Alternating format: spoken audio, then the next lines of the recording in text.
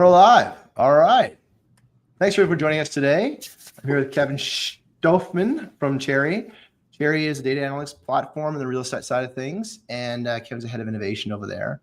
Appreciate you joining us today, Kevin. We're thrilled to have the conversation, especially as it relates to the innovation and data. It's always interesting to have conversations with folks in those disciplines because, people have always talked about data as the new gold or the new oil or whatever it is, but it's often misrepresented with respect to as a solution and not as a problem.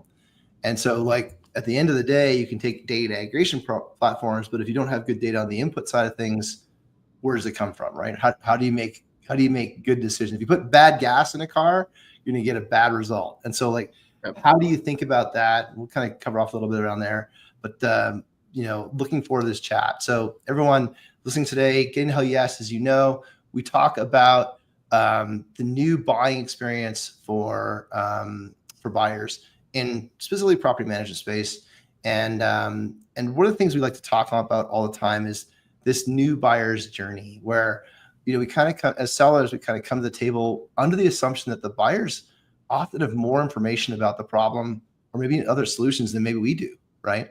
And so they're following their path to buy. But then we as sellers have timelines and quotas and those things we need to hit. And so how do we create a positive engagement out of that? How do we engineer contact and relationships with these folks so that when they're seeking to solve the problem, they think of us, all those kind of things. So those are kind of what we always want to talk about. So Kevin, as we always start, and one more thing, anybody who's listening today, if you got any questions, please just throw them in the chat and we'll get to them as they pop up. Or if you need pump ups or shout outs, that's awesome too.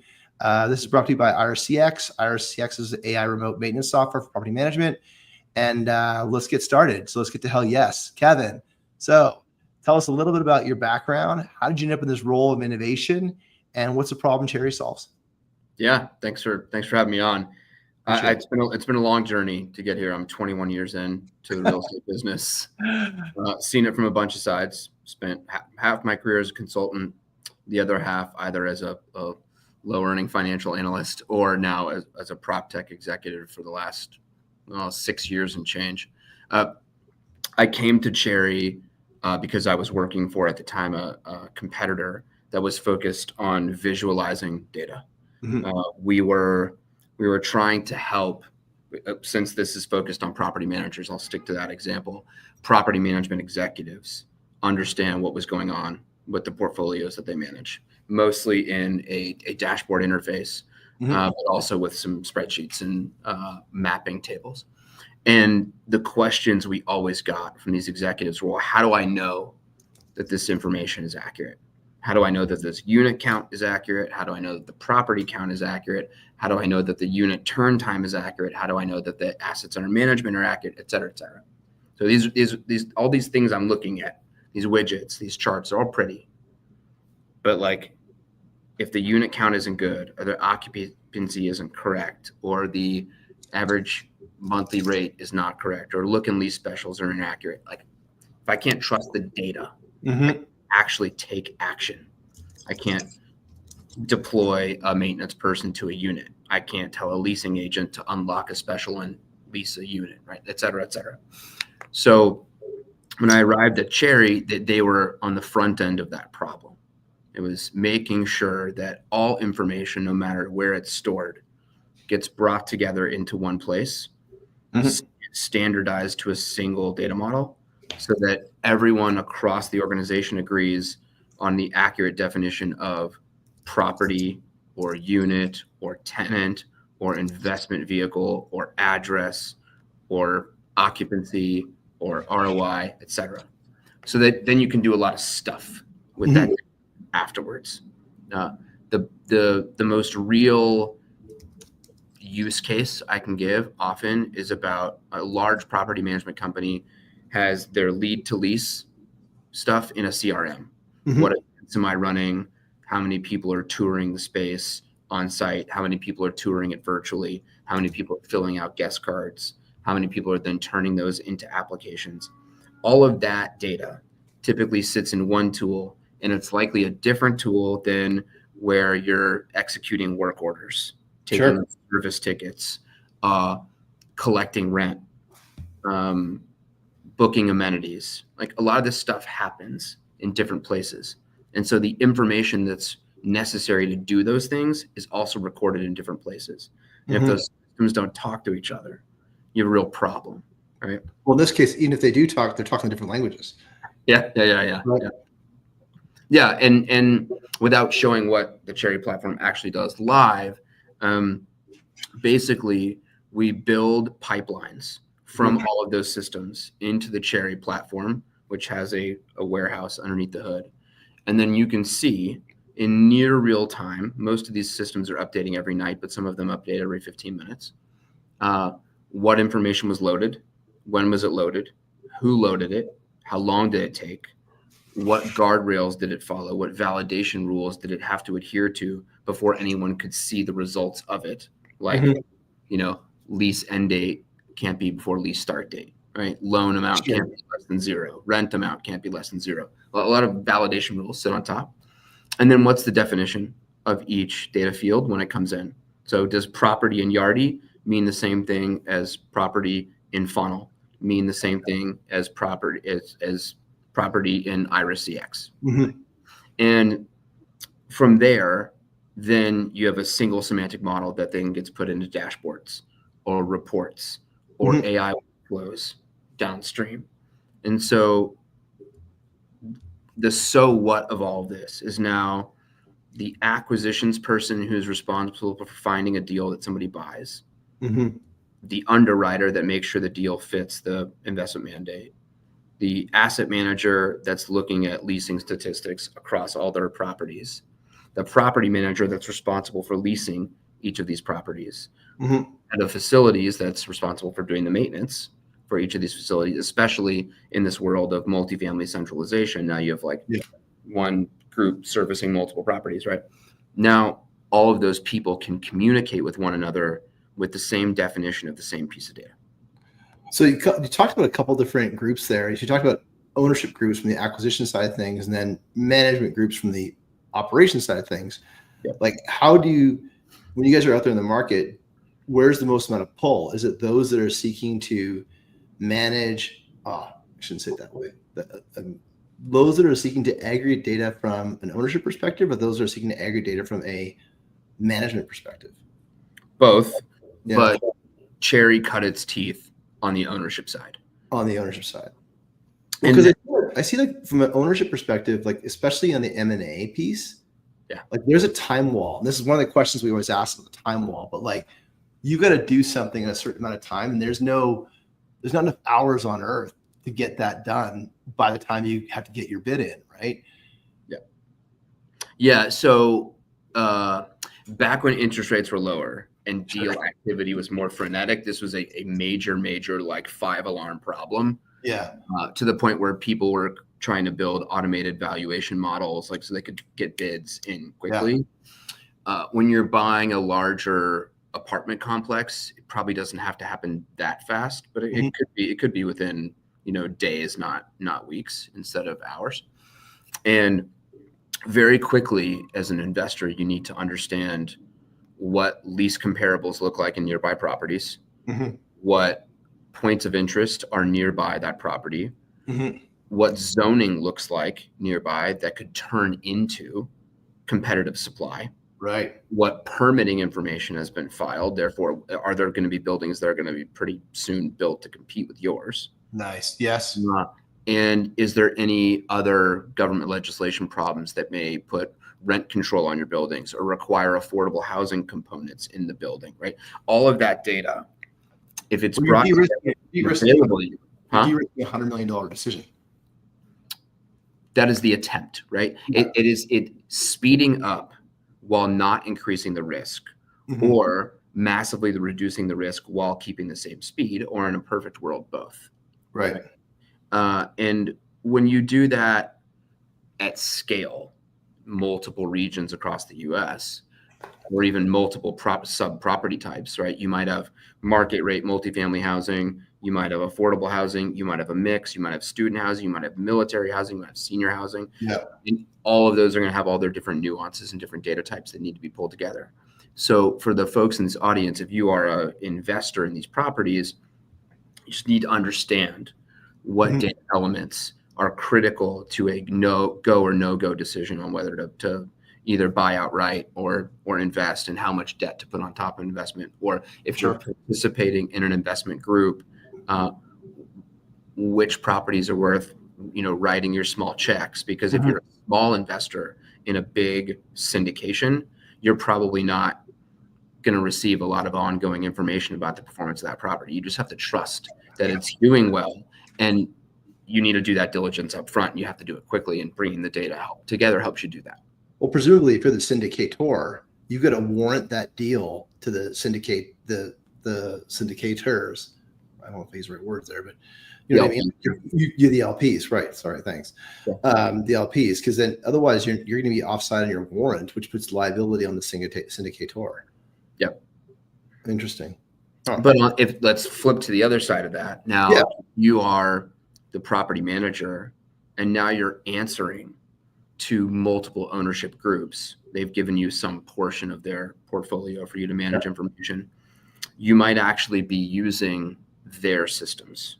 So like if I'm a property manager and I'm helping manage properties for JP Morgan and Oxford and Cortland and the ownership side of Greystar, whatever, right?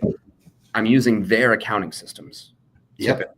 We hear it all the time. Bringing all of that data in, and then using my own system for property performance, maybe maintenance, work order stuff. So now I need to make sure that I'm bringing in all of the relevant data from the right systems to kick off workflows. I also need all of that data ready, so when the ownership groups ask me how things are going, I can quickly answer. That's good. Great is just having an interface where they can just log in and see what's happening without even reaching out to you as the property manager. Therefore, you're not getting your time, not wasted, but your time used as an opportunity cost to reporting things out to them. It's automated instead. So an interesting thing to double click on, with the context of getting to LES, because what you guys do, I did this for years in my previous career, and one of the things that we had to battle all the time for dollars for harmonizing data, because it felt like data harmonization was it's like eating your Wheaties, right? It's like something everyone knows they should do, or eating your vegetables, I should say. Everyone knows they should do, but they just would rather do something else. How do you get top of the list? Or no, actually better yet, I forget sometimes the show we're on. How do you find that people that are looking to solve that problem, how do they articulate the problem in a way that reflects the pain they're going through? Sure. We're actually, as Cherry, selling to two different audiences. So first, we're selling to the technical audience who's actually responsible for doing this, bringing the information together and making it available to the business. We shifted our business a lot in response to what they were telling us that they needed. Originally, we were an all-in-one platform. Integrate the data, build the model, build the dashboards, try to do some workflow. We wanted to be all in one solution. Well, if you try to do that, you're now directly competing with the technical teams inside of a property management company or an ownership company. It's like you're taking away their budget, their team, their fiefdom, their control, their power. Yeah. And, some companies want to do that. They want to just completely outsource that function. But most companies, ones that are looking to gain a competitive advantage and grow faster, they realize that some of that should actually be kept in-house, protected, private, built in-house. And so we've shifted the platform to say we will do all of the data integration and make it available so that the CIO, the CTO, the head of applications can now answer questions quickly for the business. And then go hand in hand with them and then have to sell the COO or CFO on why a single data model is going to be a competitive advantage in their business. And like you just said, up and until 2 years ago, this was like an uphill battle, eat your Wheaties. We don't have a bunch of case studies to tell you why companies that do this outperform. They just do. Here's some stock quotes. Yeah. But then in early 2023, people started using ChatGPT, other AI models. And then they realized something first and then realized something much more important second. The first thing they realized was, wow, I can do a lot of stuff really fast. Yeah. Plug in a question, get an answer, boom. And then what they would do a couple of weeks later was like, wait, not all of those answers were accurate. I got speed, but I didn't get accuracy and I didn't get security. So now it just made the beta a lot higher, right? So now I can do a lot more. I could do a lot more better, or I could do a lot more worse. Yeah. It's a catalyst. It's horsepower, right? So I make the argument all the time. You can win the F1. You cannot win the F1 with just horsepower. Yeah. You need to have horsepower, steering, and brakes, right? Those three, and a driver and all those things. But you got to have all three. If you don't have steering, you're going to be all over the place. If you don't have horsepower, you're not going to win. And so and it's the balance of those things that create a winner. Yeah. And a lot of people don't see that about AI. I was using a metaphor the other day. It's a power drill. I was trying to really simplify it, right? It's a power drill or a screwdriver. They can pick a choice, but you can strip a screw way faster with a drill than you can with a screwdriver, right? But that's not why you don't use it. Yeah, that's a great example. If we stay with the F1 example, we're doing this live. There you go. Yeah, I know it's the best part. We're doing it live. I'm gonna try it. When you get into the F1 car, that data model, that data warehouse is your engine, right? Yeah. It powers everything. The validation rules that you put on top of the warehouse to make sure that the data is adhering to the important nuances of your business, right? That's the steering wheel, right? Yeah. Then the technology office that's limiting access to information based on user groups and roles and who needs to see what and when, they're the brake pedal. Mm-hmm. And then everybody in the business, once you have everything else aligned, they're teaming together to press and press and press the accelerator pedal harder, right? Mm-hmm. So if only asset management is using this tool, you press it a little bit. Mm-hmm. Acquisitions is using it, you press it more. Marketing is using it, you press it more. And all of a sudden, when the entire company is going the same direction, you can floor it. You're flying. Totally. Knowing that the steering wheel is going to work because you built the rules in place. You're going to apply the brakes at the right time because IT knows what is in the data model, and now you have a winning race car. That's right. And I love the result set, right? If you don't do it this way, it's just gonna be more work. It's gonna be slower, yeah. and you're gonna be in a it's just gonna be more expensive, right? In this era of having to activate around NOI and really take data and make it a competitive positioning. I think that the one thing that if you look back at the definition of real estate, right? Location, location, location. Okay, well, what does that mean, right? That means that it's inherently disaggregated. It's inherently fragmented. It's inherently unique. And so those things don't lend to common data models. And I applaud you guys leading the charge with RETC and building a data model for multifamily. Because one of the things that we talked about at the BTR conference is that they also are seeking a common data model, a common Rosetta Stone that you can begin to use to interchange data. Because we can't. I don't see a world where Yardi is going to be the marketplace of all data interchange. That's not a marketplace. It's a system of record.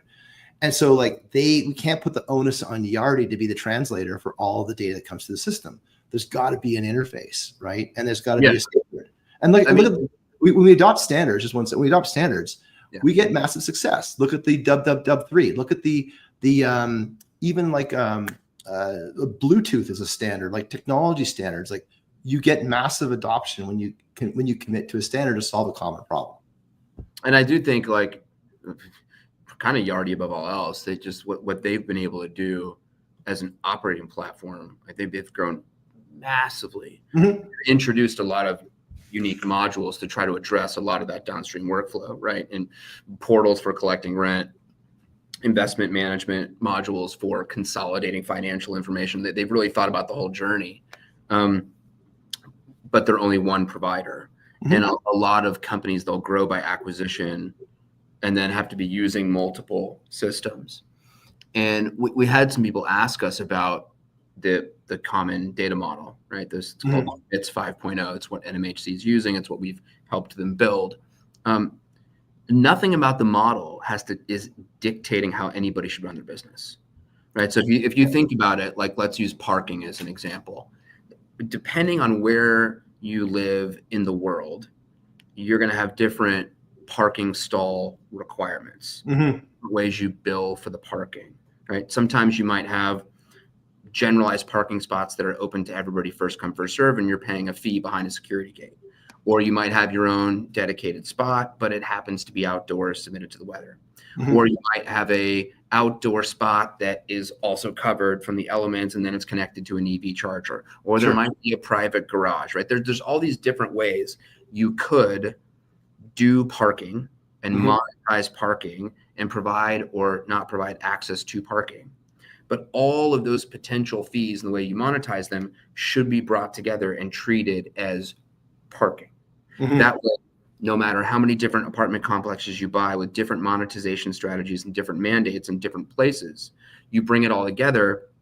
Now you can report up to your executives. You can report out to LPs. You can report to your clients. You can report to your auditors, right? You can do all of this to a standard without interrupting what makes the competitive advantage of each unique property get you more money. It's like the FDA, right? Makes it safe to eat.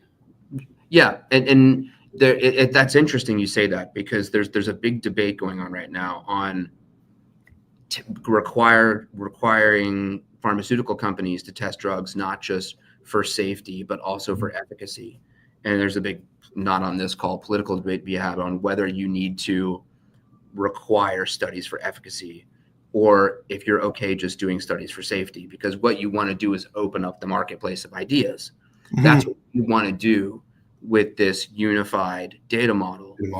Etsy is like, hey, run the business whatever way you want to run the business, and then bring the information in so that you can be benchmarked against your peers. Or if you want to advertise your properties in all these internet listing services, commonly known as ILSs, all of that data is going to go into the ILS, and a potential tenant will very easily see, here's my cost for rent, here are all the potential fees I might pay, here are all the amenities I might be able to book, and you can do an apples to apples comparison as a renter.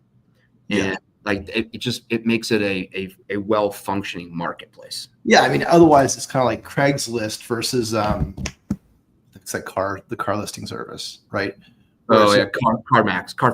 Yeah, it's like Craigslist, where it's just like unstructured blobby. I call it blobby data, right? Blobby data that is unstructured. We're lucky Craigslist is textual, not visual. But when you start getting into how you actually close deals, you got to have visual context.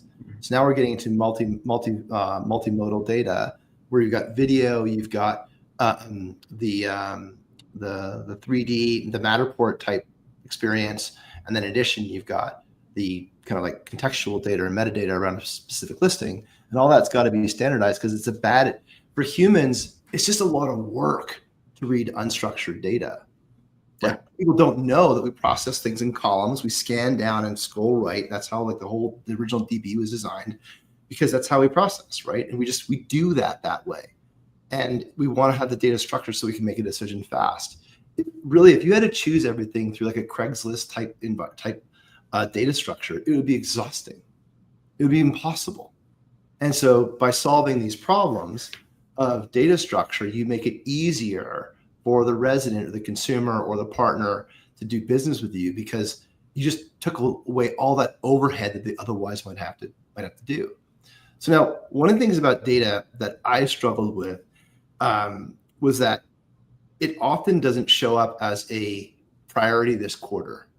But if we don't get it right, we know it's going to be something. It's like eating your veggies or whatever, like, or saving money. It's not a lot of fun to do.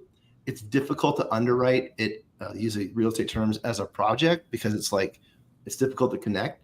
How do you manage that? Like, how do you find people that are, what are they looking? What have they considered? Yeah, what have they considered what problem are they trying to solve when they finally realize they can't do something about it until the data is fixed? So that depends on the size of company. Sure. So I'll break it down to large enterprise companies, and then I'll call it the middle market and lower Middle market, yeah. The large enterprise companies, they are ready to commit to, fully eating their Wheaties, as you said, when they start like an official procurement process. Yeah. So I used to hate RFPs, RFQs, RFIs for those that don't have to do that on a daily basis. So request for proposal or request for quote. There's some sort of formal procurement process that's happening where they're saying, here's the problem we're trying to solve. Here's what we want in our response. We're going to rank all the bidders, and then, we're going to narrow it down to list a couple finalists, and you're going to come in and you're going to do presentations on why you think you're the best. And then you're going to give us your best price, and then we're going to choose one. Yeah. The downside of that is you have to do a bunch of work for something you might not win. Yeah. But the upside of that is, as a company, they are committed to doing this because they've put budget aside. They've put a committee in place to choose a tool. They've usually tapped somebody to be in charge of that project if they do pick a winner and it's one. So at large companies, absent of an actual RFP being issued, we are trying to get in front of them and get them to budget us for the following year.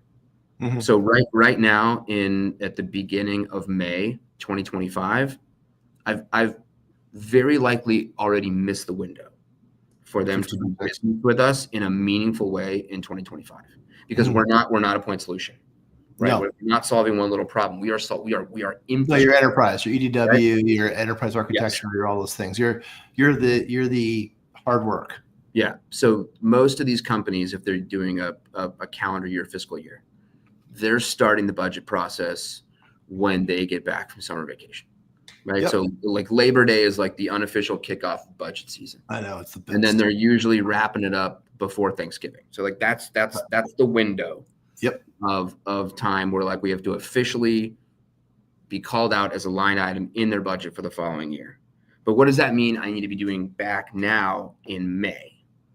I need to be getting advocacy at the company. Why would you benefit? What's the so what? Any solution that our clients buy has to do one of three things: increase revenue, reduce cost, or reduce risk. And ideally, a little bit of all three. But if it doesn't do at least one of those things, you're not getting budget, you're not getting purchased. Right? How does that, so on those three things, right? How do those show up? How does, what do you mean? Well, cost revenue is revenue, and revenue has a natural kind of time dimension to it, but costs and risk are interesting. We talked about the owners from an acquisition perspective have a risk problem. Yep.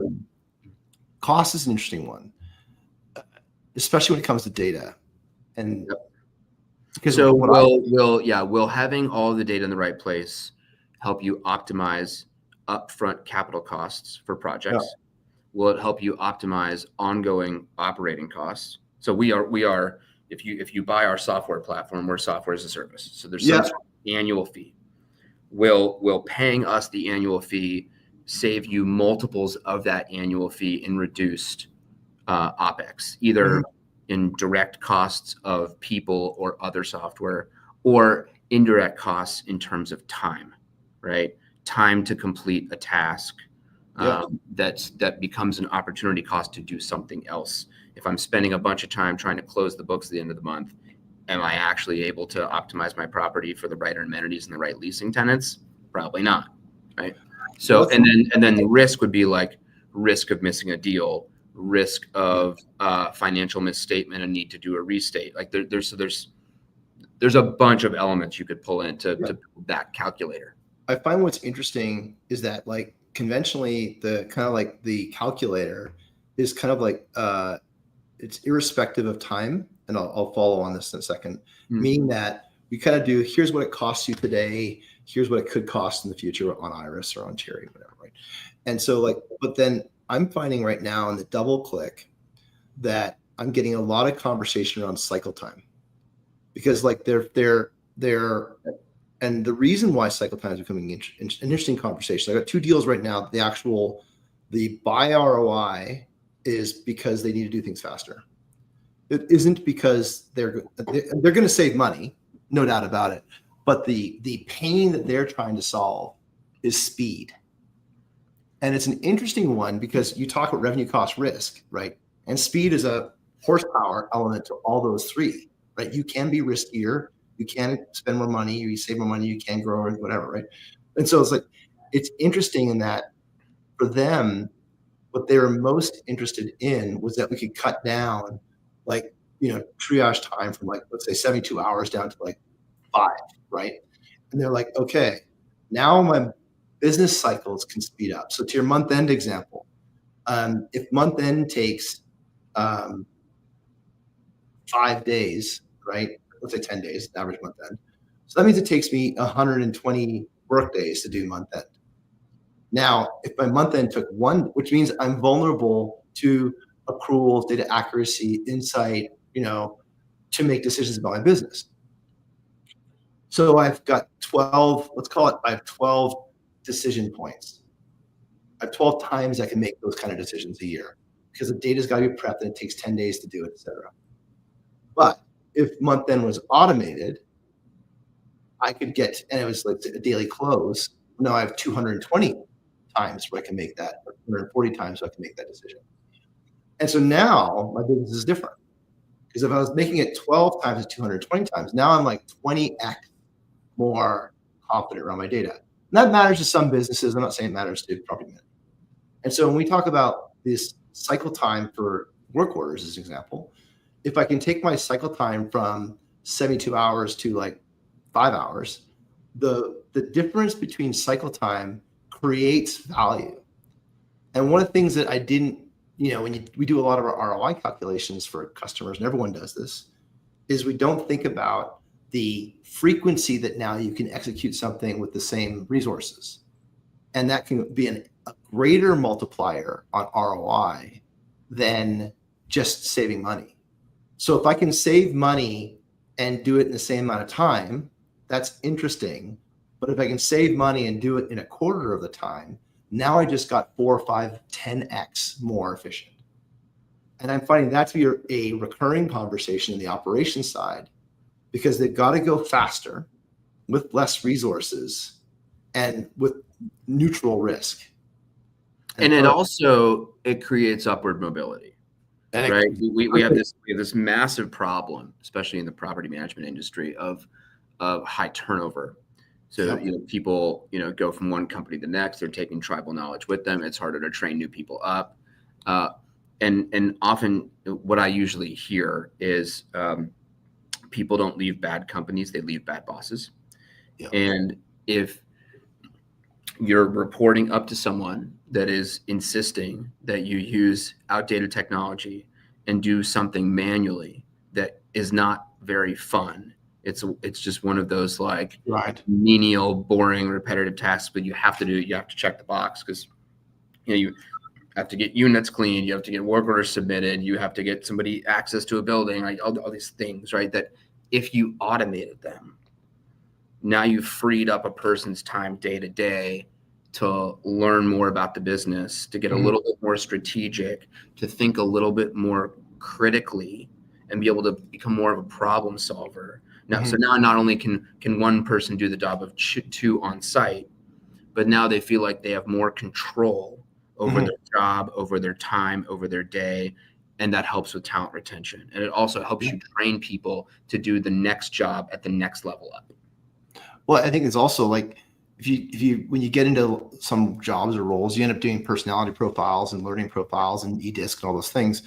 And the first time you do it, you kind of learn about yourself. When you start leading a team, you start thinking about how can I optimize their strength, right? And one thing this is what words of one of our customers, I love it. It's one of my favorite words of all, or interviews of all, is he talked about how the people, these maintenance techs, they have a different kind of genius. And I was like, okay, let's click in on this a bit. He's like, we're not really good at filling in forms. It's not our strength is filling out forms or working spreadsheets, right? That may not be our strength, but our strength is the physical space. and you have to have us to understand that physical space. It's like, okay, cool. Because what they love about what Iris does is they make that form piece, the automation piece, go away, and they can just focus on the stuff that they love to do, which is like solving people's problems in the physical space. And like I found that acknowledging that people have a different strength package, right? Yeah. Is a conscientious approach to the people that you have on your team, so you can make everybody successful. Because as leaders or managers, like if you put, I use this expression when I was talking to somebody else in the show, is that the dolphin never wins the tree climbing competition. Very clumsy. I probably should tune that up. But like at the end of the day, you should put the dolphin in the pool and put the monkey in the tree climbing competition, and you're gonna have a great outcome for everybody. It's gonna be easier, less work. It's gonna be faster results. And often we try, and I really empathize with these people in operations roles, is that they have a different kind of genius, but people that build systems assume that everyone thinks that people that build systems assume that people that use systems think like that. Yeah. And it's just not true. And so I enjoy these conversations to kind of like explore that a little bit, because I think one of the benefits of AI, we've leaned in this quite a bit, and other competitors as well, is that like we're using AI to create data so that we can actually use it for decision making. Meaning that like on Iris, if you talk to it and show it, right, we can use AI to create the work order and it'll be perfect, right? It'll have all the boxes ticked. It'll have all the types all figured out, because it's all automated, versus having a person go through like some of the forms that people have to click through for an inspection is like it's overcooked. And so the data gets bad because you end up having a lot of like non-structured data. So here's the example for everyone before we get too kind of geeky on this, is like purchase orders. So like text POs versus a structured PO. So text PO is someone just wrote in buy toilet filter, and a structured PO is like, it's a drop down, it's a material item. I can see how much is left and all those things. I know the price, I know what the spec is, I know it's going to work for this unit. Those are two different approaches to data management. And in this business, I see a ton more text POs, which then kind of like makes the data management part hard. So where I'm getting with all this is that when you're looking at this appreciation for data in what you guys sell, like the problems that you solve, you talked about scale. Like at what point does it start to become a problem that they're starting to write that RFP? Like when you're starting to sort your prospects, I mean, we talked about like mom and pop may not do it unless they're kind of a sophisticated mom and pop, but as you're getting into like a certain unit count, what unit count do you guys typically like to start selling into? And from a multifamily perspective, probably 2,000 units would be where we'd start. Yeah. Because at 2,000 units, if we're averaging 150 to 200 units per property, states. All right, now you're over 10 properties. It's probably in multiple cities. You have different people with different styles of doing business, running things their own way, using their own tech to solve the problem. That level of complication, now you got to bring the data together. And then that would then enable them to, at a high level, run their business from wherever HQ is. And that's usually what draws the buying signal, is somebody up top says, why is it so hard for me to answer these questions that 2 years ago used to be so simple to answer? Like we bought 3 more properties and now no one can tell me anything about anything. Why is that? Right? That drives the buy.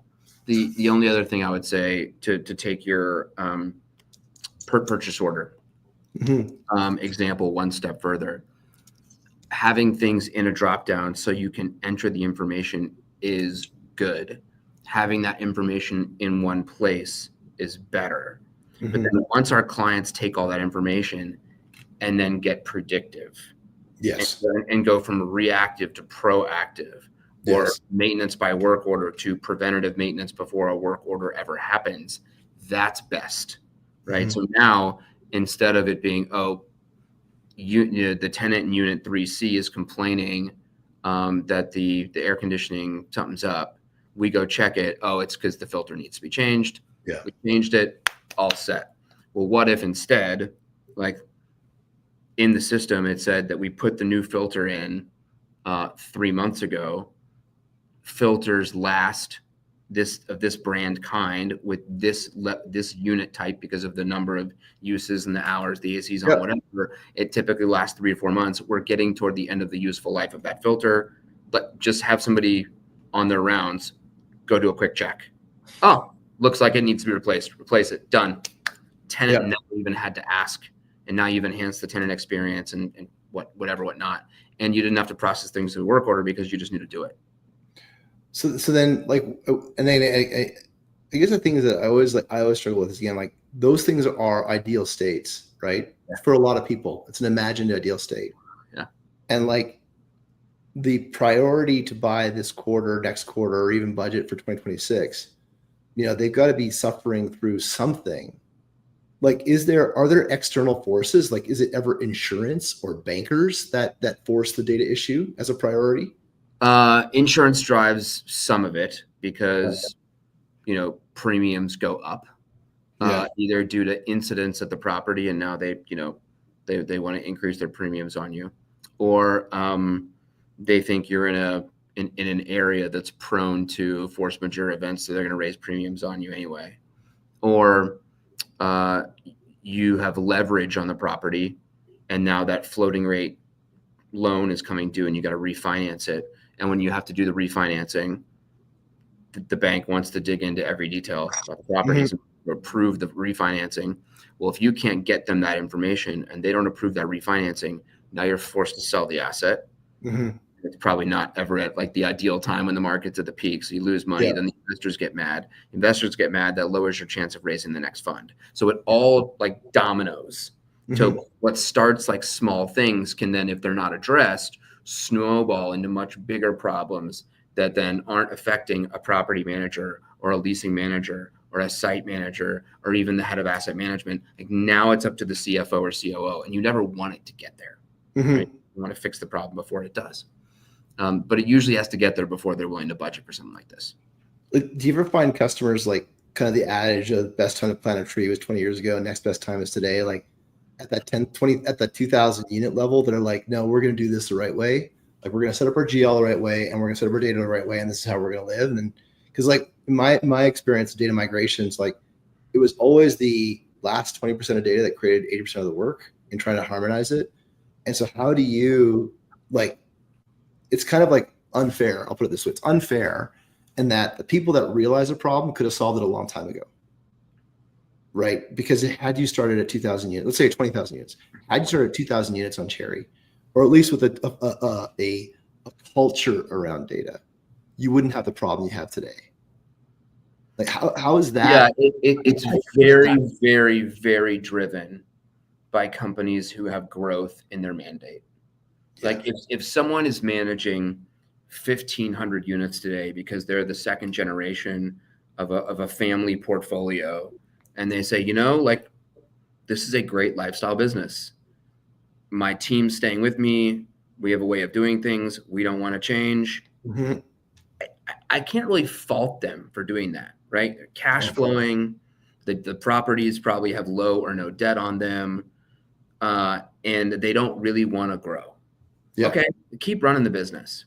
Yeah. But if you want to go from 1,500 units to 5,000 units, that requires a very different muscle, right? It requires different access to capital, more centralized operations and processes, more sophisticated technology, and probably some level of like company-wide culture, so that you can make sure that the standards at one property are the same standards at another in terms of performance. Mm-hmm. And to do that, you usually have to have something to measure. You have to be able to measure the performance of your people, mm-hmm. Measure the performance of your processes. Like, that is usually when that investment will happen. And it's only going to be driven by growth or by some like really, really critical event that's like threatening the viability of the business. It's usually one of these two things. I do like that point for everyone to hear is that the time wall that emerges is self-imposed in terms of like we made these commitments to LPs or shareholders or however, and then the other one is something has gone very bad that we need to solve, and that needs to be solved because of the compliance or license to operate, right? And those create action. So how do you find people that are looking to grow? Most of them are coming to industry conferences. Yeah. Right. Like they are actively seeking solutions because they've either as an executive, they want to do it themselves, or they are a lieutenant to an executive that's been sent to go, quote unquote, solve these problems. So if they're there, they're already taking the first step. Yeah. Now, that being said, they're getting there and they're getting like flooded. Yeah. A bunch of people trying to get their time when they're face to face. They're flooding their inbox with emails, flooding their LinkedIn with messages. Like these people are getting peppered. So to get through to them, like you have to be seen as more of a partner, more of an advisor, more of a thought leader to them. Like you're their friend before you're their service provider. In most cases, there are exceptions, of course, but most of the people that, at least personally, that I assist that are clients of Cherry now, like it was a couple of years of like us getting to know each other before we actually started like really working together. Interesting. In a meaningful way. So no, that's a good take for everyone to listen for, is that the psychology of investing in a conference, because conferences aren't free. They're that means you're actively seeking and solving a problem. I love it. And most of the time, the folks that are there that are either large property managers or large property investors, they're not always paying for the conference tickets, right? The conferences are telling them, please come, we need buyers there. So they'll get free tickets, but it doesn't mean it's free for them to go, right? Like they got to buy the plane ticket, they got to buy the hotel. Not at work. Yeah, it's a job. So there's a time cost for them going there, even if there's not an economic one. Yep. And so you don't want to come across as wasting their time. You want to come across as making their time valuable and being helpful. And then like eventually they will ask a buying question. And the best way to get a long-term client is if they ask a buying question and it's not something that you do directly, it's we don't do that, but I know someone who does. Let me go introduce you. If you're seen as helpful, you build the relationship. If you're seen as just trying to like sell your widget every time, like your email is gonna be go in the spam folder. It's gonna go junk. Yeah, I've heard that. The selling never helps, helping always sells, right? Yes. It's a good approach. What kind of objections do you guys hear? So today, the exception is very different than the exception. Objection. Objection. Yeah. So when I joined 2.5 years ago, there was the most common competition was build versus buy. Like, hey, what you're proposing, I want to build myself. Yeah. When we shifted, and then it became, we return control back to you. So now, actually, the most common, maybe not objection, but question, one of clarification is, well, you're 7 years old now. You've raised a few rounds of venture capital.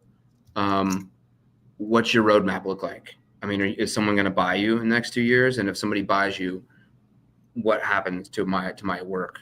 Like, do your prices jump up? Do I have contractual protections? Interesting. The other question is usually around data compliance and data security, because we now have a bunch of global clients. We have pension funds, we have banks, we have insurance companies. Like, their information is valuable, and there's legal liability to data breaches. So that we get a lot of questions around how is the data encrypted while at rest? How is it encrypted while in motion?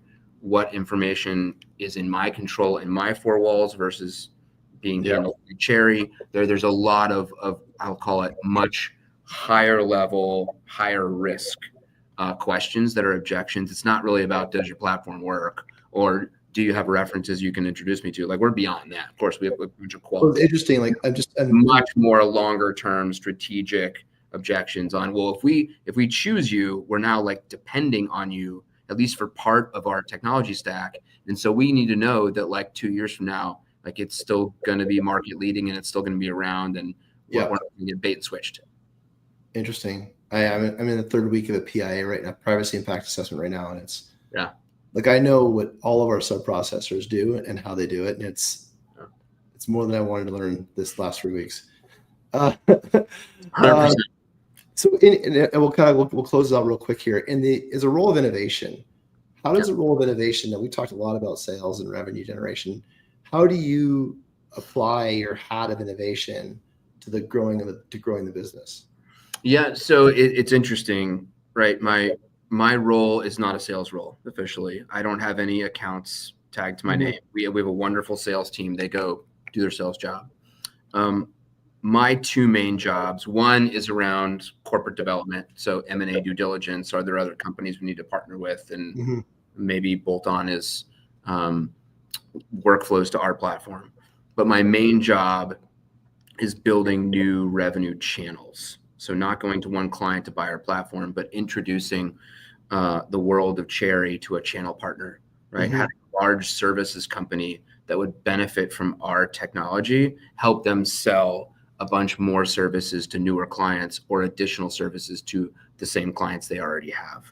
So net new plus account expansion. I'm trying to help companies leverage our platform to do that. And so what that means is like training them up on our platform, developing a certification program so that they can go out and be smart about what our platform helps them deliver, and then help them think of new offerings that they could basically white label, that it looks like everything from them on the outside, but we're helping to power it from the inside. Very, very interesting. Well, that's a follow-up for you and I to check in on, because it'd be now I got to focus on closing this off. Lots of ideas there. I gave you a tangent. This is why you're alive, man. That's lots of ideas there. When you take a look at folks that the younger self, the younger Kevin, or maybe even people that you're working with today that are coming on board, what's the one, and specifically around the context of getting to Hell Yes, what's the moment, what kind of advice do you like to give them? Oh man, this is not original advice. This is advice I was given. Wish I had listened to it more. Well, actually, a couple points. One, you have 2 ears and 1 mouth. Use them in that ratio. Right?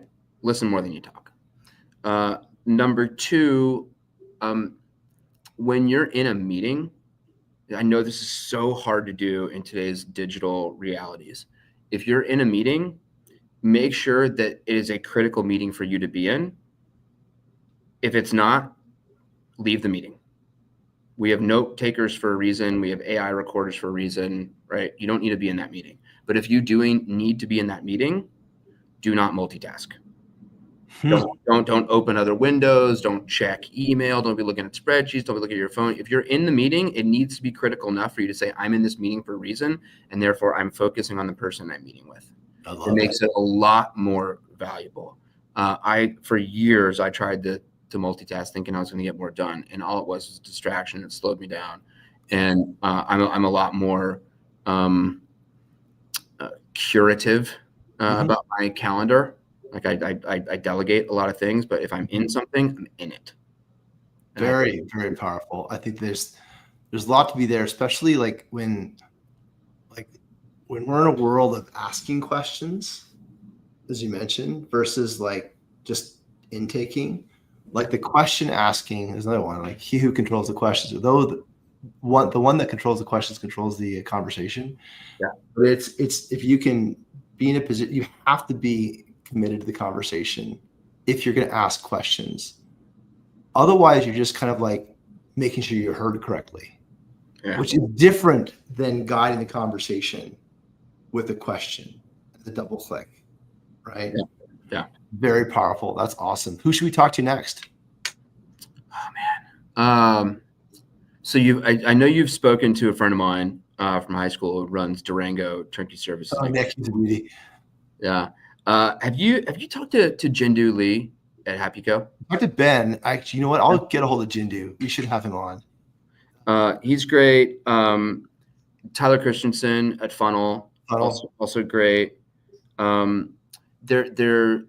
This is probably not a new topic for you guys, but the idea of fraud prevention in multifamily is like going insane. So folks in fraud. The other interesting one is maintenance fraud that no one's talking about.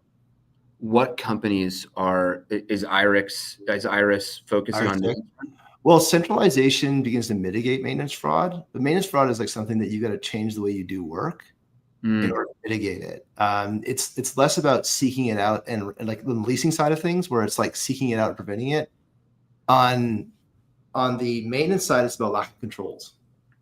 And so, like an environment where you've got high turnover, you've got localized procurement, localized job description, localized vendor or invoice approval, right? And remote payment is like super easy to start engineering fraud around faulty invoices, faulty timesheets, no parts, no replacement, an invoice around replacing a toilet, but there was no toilet, like that kind of stuff. It's really easy to do. And I'm waiting for that conversation to surface because it's been really uncomfortable to start asking people about it. Yeah, I feel like most of the money, the VC money and the operating companies are attacking tenant. Yeah, leasing fraud. So Vero, Get 100, whatever the ones that Yardi and MRI bought. But maintenance fraud, that's interesting. Like look at for anyone listening, just Google field services fraud. Okay. You're gonna get the International Fraud Auditors Report, and it's gonna make you throw up a little bit, but that's what happens. So if I'm ever tempted to like snack late at night on candy, just go Google that and I'll get a little nauseous. So the forensic auditors report, and you'll see where real estate ranks, and you just might throw up a little bit. Okay. Either that or I'll fall asleep. How can folks get a hold of you? LinkedIn is the only social platform that I'm on. So just find me here on LinkedIn. It's just Kevin Shtofman. If you want to learn more about Cherry, our website is available. Most people, because I pronounce it cherry like the fruit, misspell it. It's CHERRE. It's like the cherry on top of real estate. There you go. It's our website. Just go to the website. Reach out to me. I respond to every message. I do not respond to connection requests without messages. There you go. Perfect. Well, thanks everyone for listening today. Kevin, thanks so much for your insight. I do love the conversation, the commitment to the conversation. I think that, being present carries a lot of weight these days, right? Being present. And so thank you very much for this conversation and allowing us to go on a few tangents and invent some new metaphors that we can apply in our own businesses. And wonderful, everyone. If you're listening to the podcast, hit subscribe on Apple or Spotify. This always helps everything, and add some feedback or ratings. Those are awesome for everything. And this will be LinkedIn Live. It'll be out there forever. If you have any questions and you catch this off the live, just put them in there. Both Kevin and I will get notifications, and we'll seek to answer them. So thanks for listening. Thank you so much, Kevin, for your time today. This is super insightful. And take care, everyone. Have a great rest of your day. Take care. Take care. All right. Thank you very much, sir. That was awesome.